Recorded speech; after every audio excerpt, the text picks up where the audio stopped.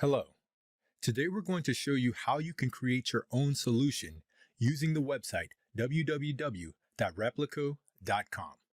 If you go to the Raplico website, you'll see this startup page. You can also click the Read More button and see more options in the drop-down.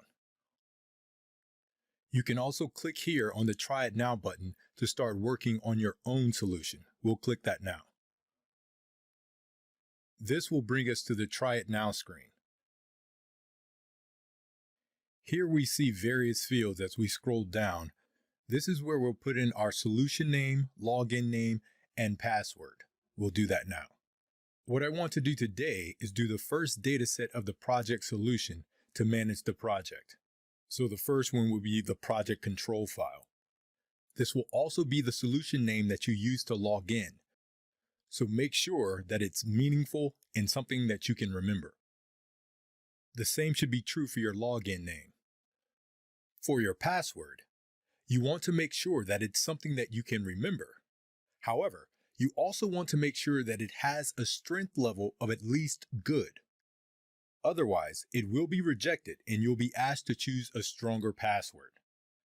This is for your own security. After you've chosen a strong enough password, make sure that you repeat the password.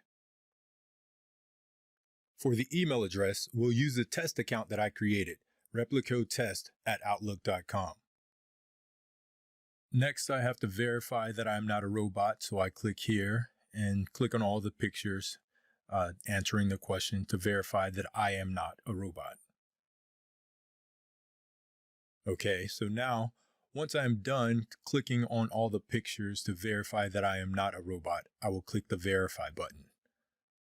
So the green check means that I've convinced them that I'm not a robot.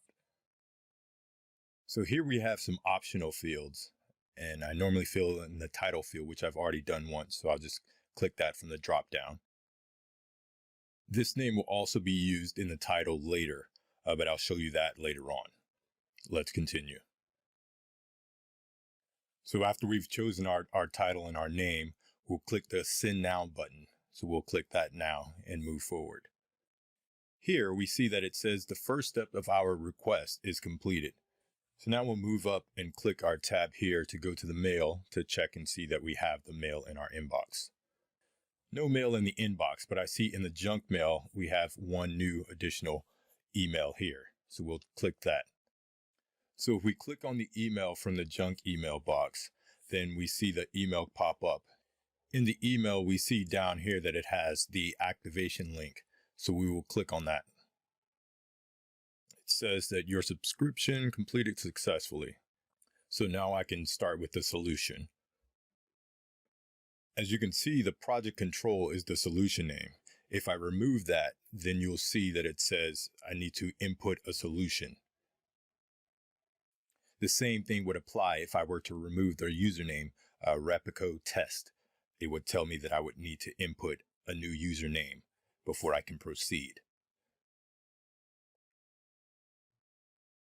For my password, I'll just input the password that I have been using before, and then I'll click the Login button.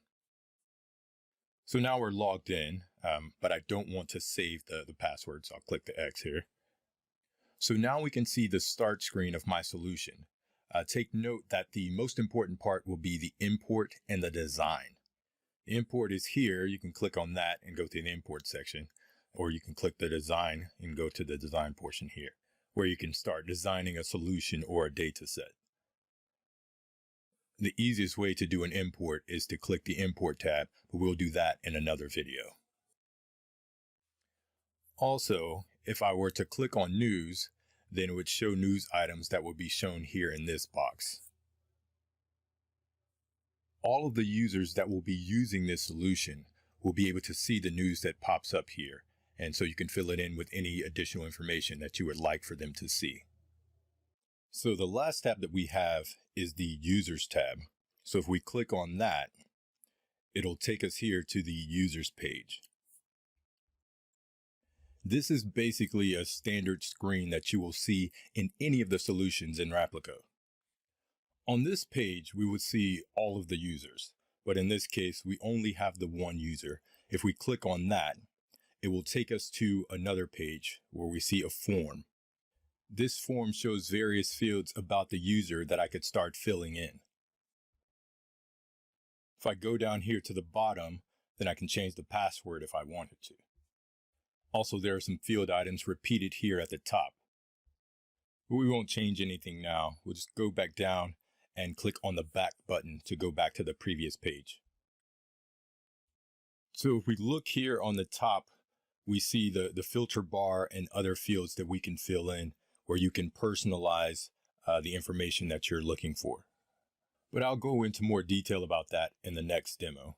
If we click the box, we see we have different names that we can choose from. Right now, we have one of the managers selected. We also have the country tab where you can click that and choose whichever country you want to use. And after you've made your selections, you just click the filter button, and then you will only see the entries that are a part of that filter.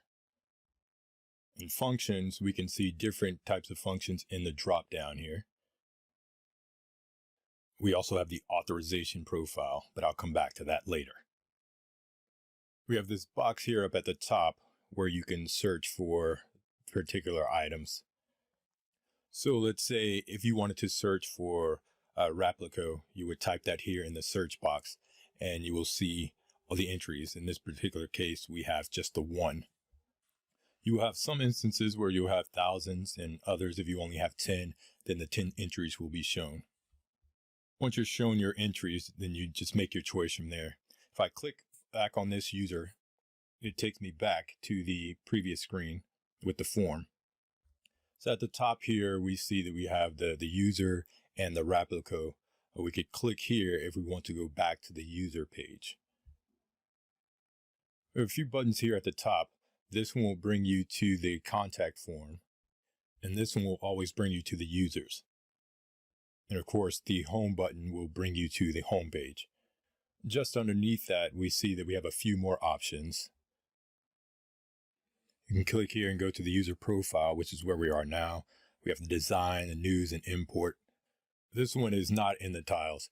This is where you can fill in some information regarding your organization. On this page, we see that nothing has been filled in yet, except for the basic information of the email address. However, if we wanted to add more information, we can just click on it, and then it brings us to this page where we can fill in the organization details. As you can see, it's very similar to the user form. If you want to change the logo to your own company logo, then you can come down here. The logo at the top will be replaced by your new logo as long as you choose a file that doesn't compromise the page too much. So just select your saved logo file and put it into this box, and it will replace the logo at the top.